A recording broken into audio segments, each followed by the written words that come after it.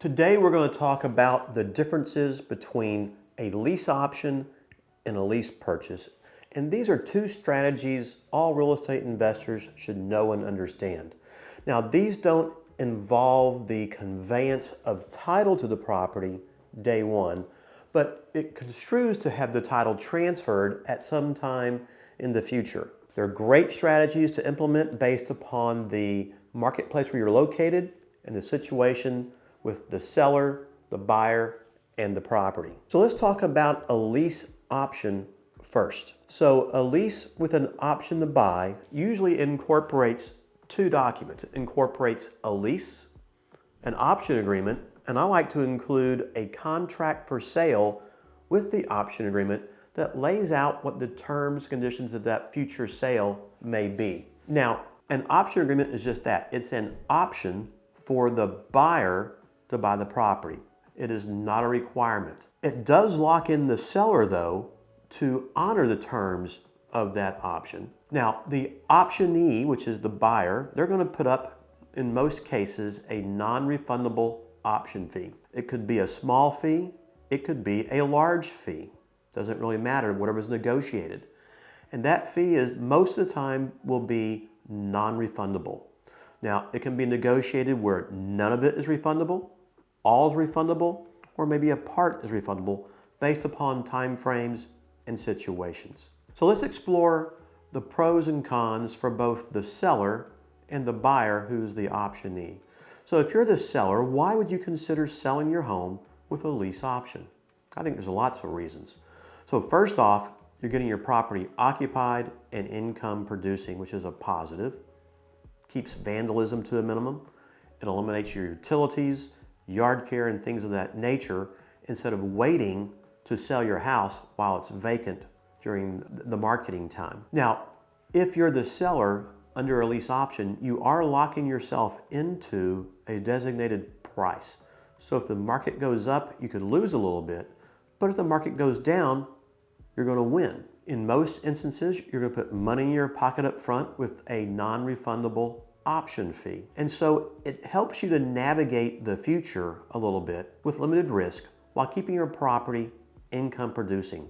So if you don't have the immediate need to sell the property, this is a great tool for a seller. Also, a lot of sellers don't like doing creative financing where they're actually conveying the ownership of the property and maybe carrying back a note. They would rather deal with landlord-tenant issues versus foreclosure issues in the event of a default. Now, learning how to have that conversation between a seller and buyer is really important also, and we'll discuss those things down the road. So, many options and reasons why a seller should consider a lease with an option. So let's take a minute and look at the buyer side of the transaction, and why would a buyer consider doing this? So a buyer would consider doing a lease option because, one, they know there may be something in their financial history or credit history where they need a little bit of time in order to go out and to secure financing.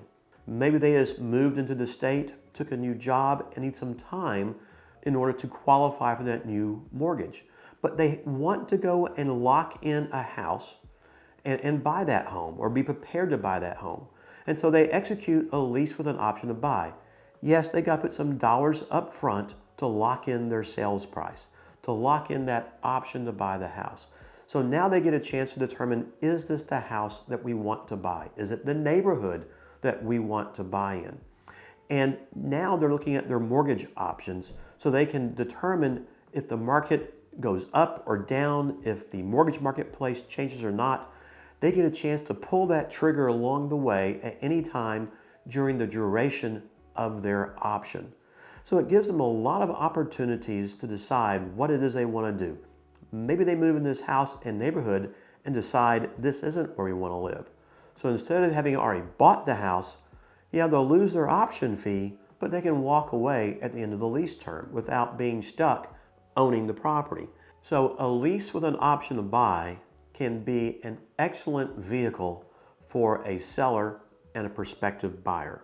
So let's look at our other vehicle, which is a lease purchase, sometimes known as a rent-to-own agreement. What is this exactly? Well, first off, it's not a sale or a contract or even an option. It is a rental agreement between the two parties. And within that agreement, they can agree to a sales price.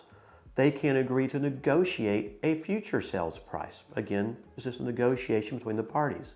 But the reason a lease purchase is often utilized is that our buyer, again, needs time for some reason to get their financing put together. And maybe they need some time to put together some monies for either their down payment or for their closing costs. And in a lease purchase rent-to-own type agreement, the landlord and tenant can agree that part of the monthly rental agreement will be applied to the tenant's future down payment, future closing costs, things of this nature. Now, a mortgage company is going to look at a reasonableness factor. In other words, they're going to say if the monthly rent is $2,000 a month and you're providing the tenant, let's say, $200 a month purchase credit, they'll probably honor that in that regard. On the other hand, if you're giving them $1,000 a month credit, when the market rent is really between $1,800 and $2,000, they may not allow all that. So you've got to be reasonable within the scope of how you're applying that credit, because a mortgage company will look at these things down the road.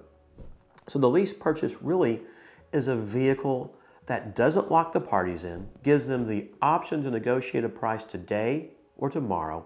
It gets the property occupied for the seller, income producing, where if the buyer's unable to perform, they can get the house back, resell it again, release it, do whatever they want to do. But also if the buyer, they do kind of lock the seller in to agreeing to a price. Now remember guys, if you don't lock that price in, or at least a price range, and that seller doesn't want to sell the house down the road because maybe it went up in value $100,000 and they don't want to sell it at a lower price, you might be screwed if you're the tenant and you didn't lock that price in.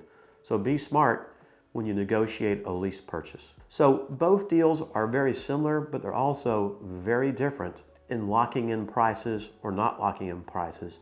But as for our landlord, he's getting an occupied property, income producing, day one in both cases. If you like this video, don't forget to like it. Take a moment also and consider subscribing to our YouTube channel. We'll see you guys next time.